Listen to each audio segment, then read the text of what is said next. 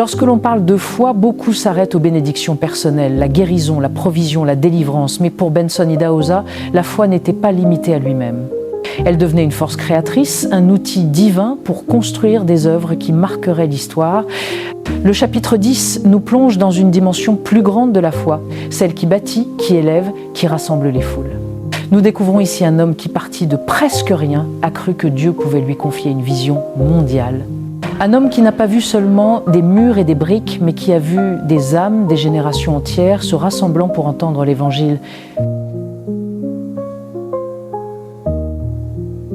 Dans ce passage, Benson Idahosa raconte comment il a osé rêver grand, comment il a affronté les impossibilités financières, sociales et matérielles pour ériger non seulement un auditorium, mais un ministère qui allait résonner à travers les nations. C'est une leçon pour chacun de nous. La foi n'est pas statique, elle est appelée à grandir, à se traduire en projets concrets, à devenir une plateforme pour le témoignage de Jésus-Christ. Et si Dieu a pu utiliser un jeune homme sans moyens, il peut aussi utiliser ta vie pour écrire une histoire qui dépasse ton imagination.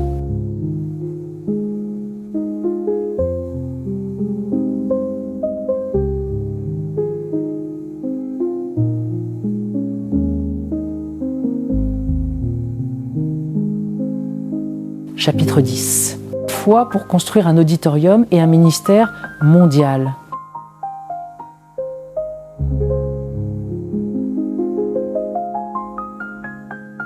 Jésus lui dit, « Ne t'ai-je pas dit que si tu croyais, tu verrais la gloire de Dieu ?»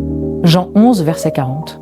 En janvier 1983, ma femme et moi volions sur Pan American Airways de Los Angeles à Sydney en Australie. Presque tout le monde dans l'avion faisait la sieste, mais quelque chose ne me laissait pas me reposer. J'ai ressenti un sentiment d'excitation et d'anticipation, presque comme si j'étais branchée à Dieu. Alors que je méditais sur sa bonté, il a commencé à me montrer une vision d'un immense auditorium à construire à Benin City. Qu'est-ce que c'est, Seigneur? J'ai demandé, construisez-moi une arène de foi, a dit le Seigneur. Construis-le dans la nerf, puissance du Saint-Esprit sans dette.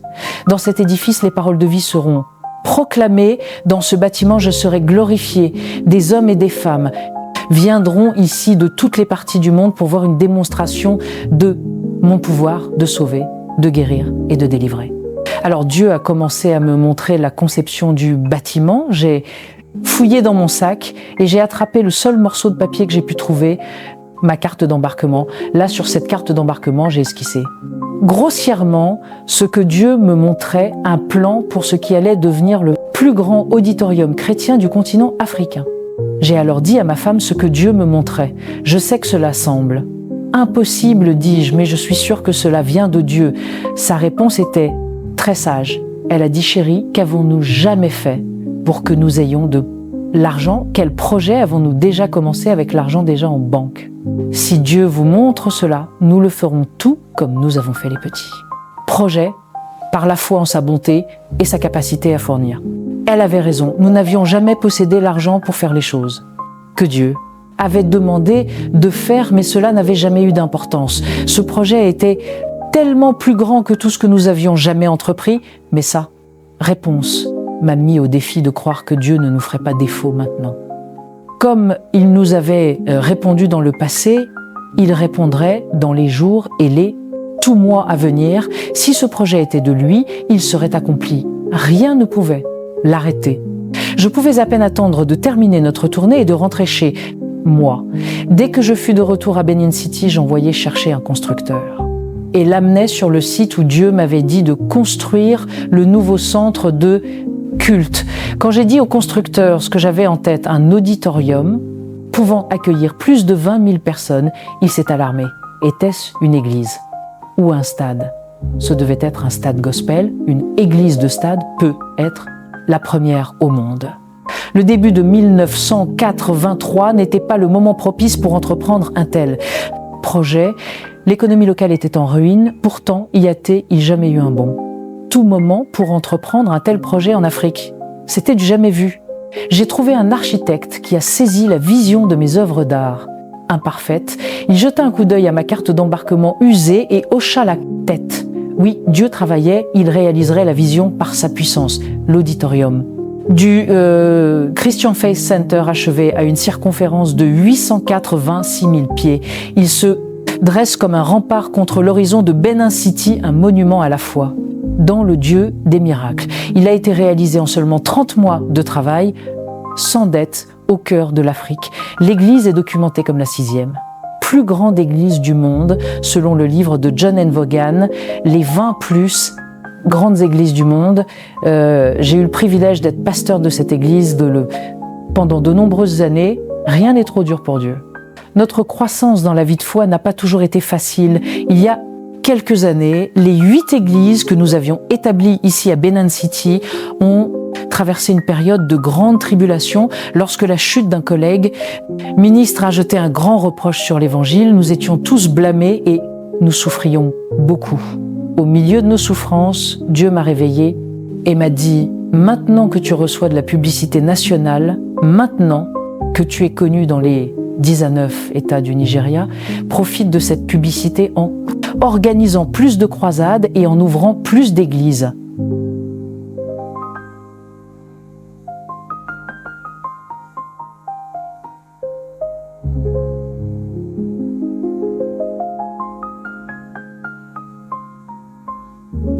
J'ai dit, mais Seigneur, qu'en est-il du reproche? Dieu a répondu, tu n'es jamais allé en ton nom, tu es toujours parti en ton nom. Mon nom, vous ne vous prêchez pas vous-même, vous me prêchez. Si vous me prêchez, les gens viendront. Mais il y a une autre raison pour laquelle ils viendront. Les gens voudront savoir si les tribulations et les épreuves vous ont abattu ou si vous êtes toujours debout et que vous leur avez effectivement survécu. J'ai dit, Seigneur, je doute que les gens viennent. Nous subissons des critiques si sévères. Parfois, j'ai peur d'affronter les gens. Je me suis parfois demandé si je pouvais me lever et prêcher. Très tendrement, le Seigneur me répondit, « Quand mon fils a été accusé et maltraité, je l'ai soutenu et exalté. N'ayez pas peur de m'obéir, transformez les ennuis en triomphe. » J'ai réuni les pasteurs de ces églises et leur ai dit ce que Dieu avait dit.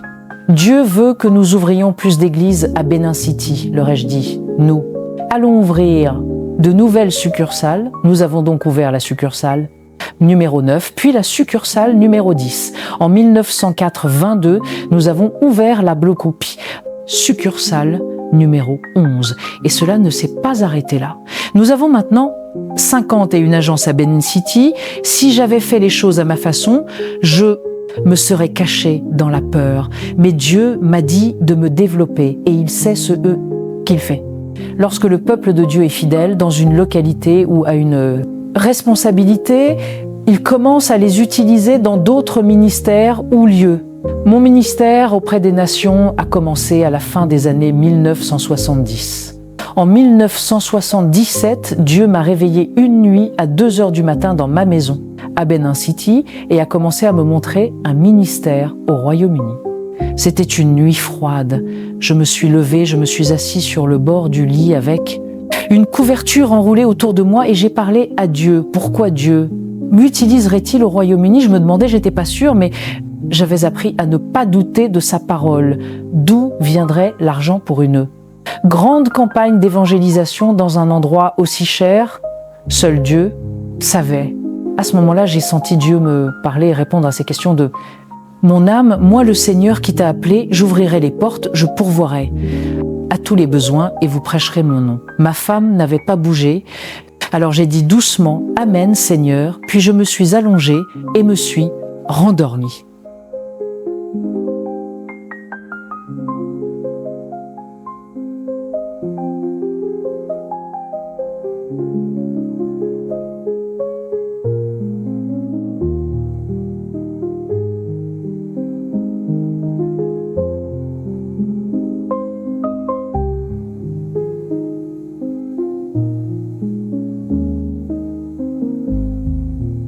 Pendant que je dormais, j'ai rêvé que j'étais à Londres.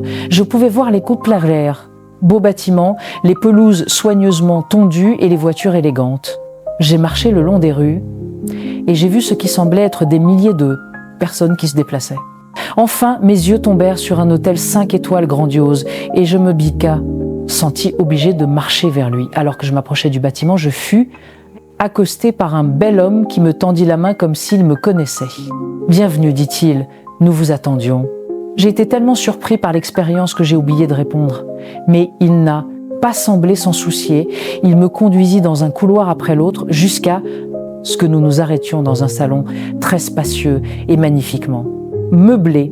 Lorsque les lumières se sont allumées, la pièce scintillait glorieusement. Il m'a fait signe de m'asseoir et je l'ai fait. Ce n'est qu'après m'être assis que j'ai remarqué que le décor était tout en rouge. Les serveurs qui se sont approchés pour m'assister étaient vêtus d'une tenue rouge assortie à taré. L'environnement. Que pouvons-nous vous offrir, monsieur? Un beau serveur anglais m'a demandé. Avant que je puisse répondre, il m'a donné une longue liste de tout ce qui était disponible. J'ai soupiré à la magnificence de tout cela. Avec soin, j'ai passé ma commande. Quand cela enfin arrivé, j'ai trouvé que tout était plus que satisfaisant. Une fois le repas terminé, un fonctionnaire courtois est apparu, a pris mon sac, a payé la facture et m'a fait sortir. J'avais reçu le traitement complet du tapis rouge. J'ai réfléchi à ce rêve pendant plusieurs jours et je n'arrivais pas à le chasser de mon esprit. 7 ans ont passé. Au cours de ces années, j'ai voyagé dans divers pays prêchant l'évangile du salut par Jésus-Christ. Les invitations sont venues de nombreux continents, tellement que je ne pouvais pas tout lire. Accepter. J'ai prêché en Australie et aux États-Unis, j'ai prêché en Malaisie, dans plusieurs pays européens et dans de nombreux autres pays africains. En fait, j'ai prêché dans tant de pays que j'ai commencé à perdre le fil. Me demandant un jour combien de pays j'avais visité pour l'évangile, j'ai ouvert mon passeport et j'ai commencé à compter les tampons d'immigration. À mon grand étonnement, j'avais déjà prêché dans plus de 75 pays. Pourtant, je n'avais réalisé la vision que Dieu m'avait donnée en 1977 pour Londres. Vers la fin de 1984, j'ai reçu une lettre avec un cachet britannique. C'était du révérend Wynne Lewis du temple de Kensington à Londres. Il se lisait comme suit: « Nous avons lu votre livre Le feu dans ses eaux et avons entendu tout ce que Dieu a fait à travers vous, à travers le monde. Pourriez-vous venir en Grande-Bretagne en mai 1985 pour nous servir ?» Je n'ai pas hésité, la Grande-Bretagne m'avait enfin appelé, je viendrai, répondis-je. Quand je suis arrivé à Londres en mai, une délégation de haut, au niveau de dirigeants pentecôtistes, m'a accueilli à l'aéroport d'Heathrow et m'a conduit dans un hôtel de première classe au centre de la ville. Cet endroit m'a l'air familier, pensais-je, car la portière de la voiture était grande ouverte pour que je puisse descendre. Il semble que j'ai déjà vu cette pelouse lisse quelque part auparavant. Où était-ce? Sur le moment, je ne m'en souvenais plus. La façade du bâtiment semblait également familière, tout comme la réception. Même les couloirs lui semblaient familiers, je savais que je n'y étais. Jamais allé auparavant, mais il semblait que j'avais. Lorsque nous sommes sortis de l'ascenseur, un tapis rouge brillant m'attendait et une immense porte vitrée s'est ouverte devant moi, alors que mes hôtes ouvraient la voie. La chambre dans laquelle nous sommes entrés était impeccable, les murs étaient lacés de décorations exquises de la plus haute qualité. Je suis resté bouche bée. En un instant, un steward impeccablement vêtu est arrivé. Il se positionna près de moi et m'accueillit courtoisement. « Nous vous attendions, monsieur. Que pouvons-nous vous offrir ?» Quand il a dit cela, les brumes de confusion qui avaient obscurci ma mémoire ont été balayées et j'ai réalisé que je m'embarquais dans la réalisation complète de mon rêve. La réalisation de mon rêve a mis 7 ans à venir, mais elle est venue. Dieu savait alors ce qu'il faisait. Comme il le fait aujourd'hui, il n'échoue jamais. Nous pouvons lui faire confiance. J'ai maintenant prêché dans plus de 100 nations du monde, servant des millions de personnes pour la gloire de Dieu. C'est tout un rêve pour un pauvre garçon de Benin City. Cela a été possible parce que nous servons un Dieu grand et immuable. Loué son saint nom.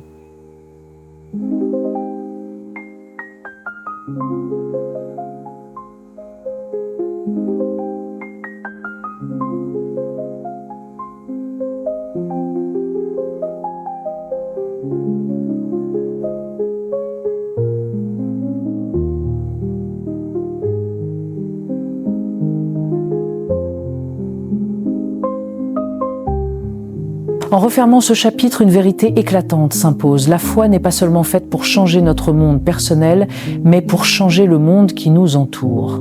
Ce qu'a accompli Benson Idahosa n'était pas le fruit d'une intelligence humaine, mais la manifestation d'une foi ferme en un Dieu illimité. La construction d'un auditorium et d'un ministère mondial n'était pas qu'un exploit architectural. C'était un acte prophétique, une déclaration que Dieu peut utiliser les faibles pour confondre les forts et que là où les ressources manquent, sa provision abonde. Ce chapitre nous appelle à élargir nos horizons. Ne te limite pas à demander à Dieu de répondre à tes besoins personnels.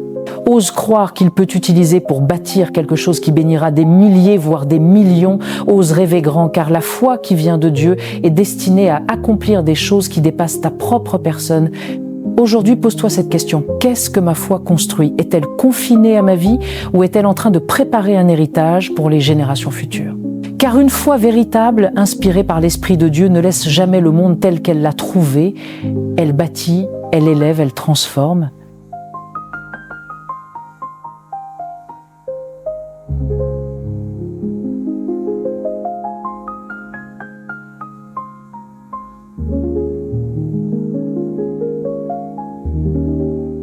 Alors je t'invite aujourd'hui, prie avec moi pour que Dieu élargisse ta vision, mets dans les commentaires ce que ta foi est en train de bâtir. Et surtout, ne garde pas ce message pour toi, partage cette vidéo à 3 personnes et aide-les à découvrir que leur foi peut aussi construire un héritage éternel. Abonne-toi pour suivre les prochains chapitres du livre La foi pour changer votre monde et ensemble, devenons des bâtisseurs du royaume de Dieu.